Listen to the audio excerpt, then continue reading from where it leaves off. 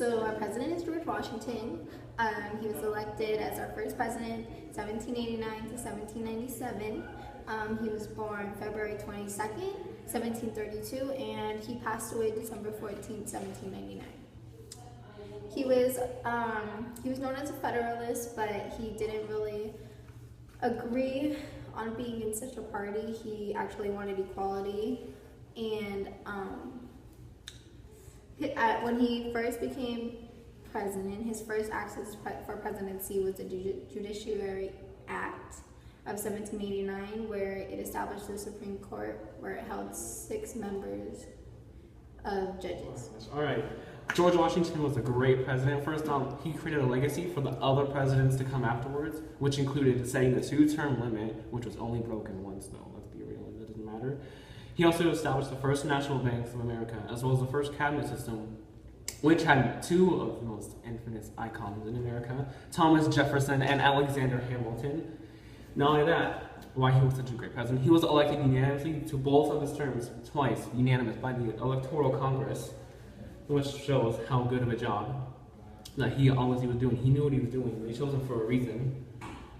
Not only that, he also favors, unlike other people where we lived in a world at the time where slavery was heavily favored and used all throughout the country.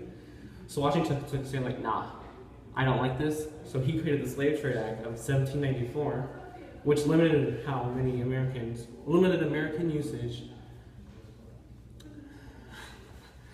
American trade across the Atlantic via the Middle Passage, the Atlantic slave trade. It limited how slaves and how many were allowed to be transferred at a time. Plus, he also created the Coinage Act, which basically established the dollar as the United States currency, as well as establishing the U.S. Mint, which is a banking system of some sort, and even regulated the coinage of the U.S. Not only that, it also established the silver dollar as the main unit of currency in the United States, as well as declared it to be a legal form of payment, and even helped create a decimal system for the U.S. economy. What other things George Washington did included how he helped provide leadership in drafting the Constitution. That's right, not James Madison. He did not lead the charge. He only helped in writing it. George Washington started it. Get it right. Not only that, he also established strong relationships with not only the new cabinet system, which he created, but the stronger relationships with 3 branches of government, which obviously helped be beneficial in times onward. Not only that, during the time of the Whiskey Rebellion, after the taxes paid, increasing the amount of money paid for and tax on distilled spirits, he took charge and he wanted to make sure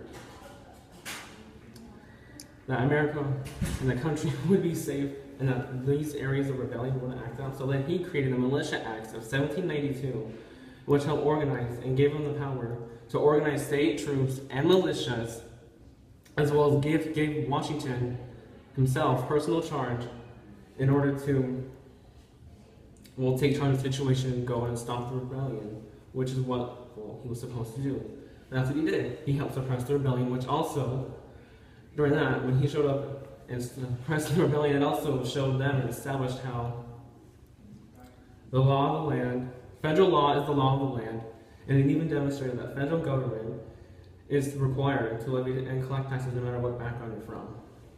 Okay, lastly, the farewell address, where Washington declares he wants neutrality and an isolated America.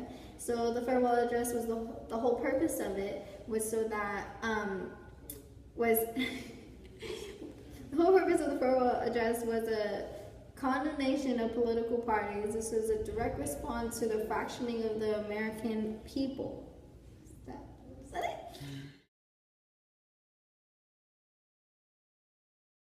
Here's an excerpt from George Washington's farewell address.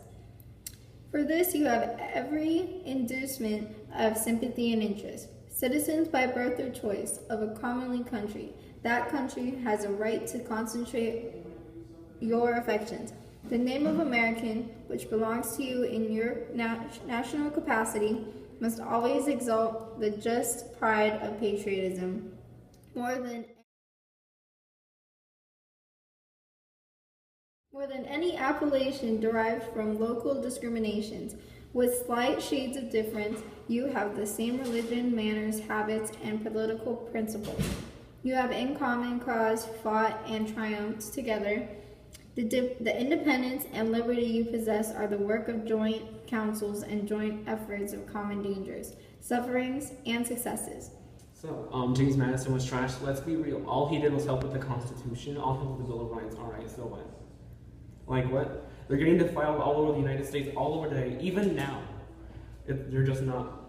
There are people that are defiling them, which really puts a damper on the reputation that they held, and their political importance. They're still important nonetheless, but they're not getting disregarded like that in all in elections and campaigns all over the United States. What's the point?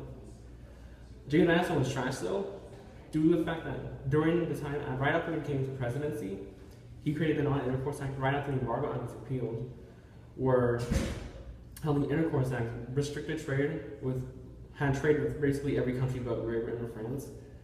And then they made a deal where, if you comply with us and you accept these terms of intercourse, non-intercourse, then we can trade with you. We'll open up the doors for you. But then, France, or Great Britain, of course, one of them, well, of course, ended up not going against it, and because the deal was to get rid of impressment as well, and that's what also the main purpose of it. But the other countries didn't comply with it, and they kept going with the impressment, which of course eventually led to Madison having to start World War II, the War of 1812, due to the fact that there was no other option. And then even then, for a long time, they were struggling due to the fact that they had low fundings and a very poorly trained army, which also became the nickname Madison's War, due to how he basically started it.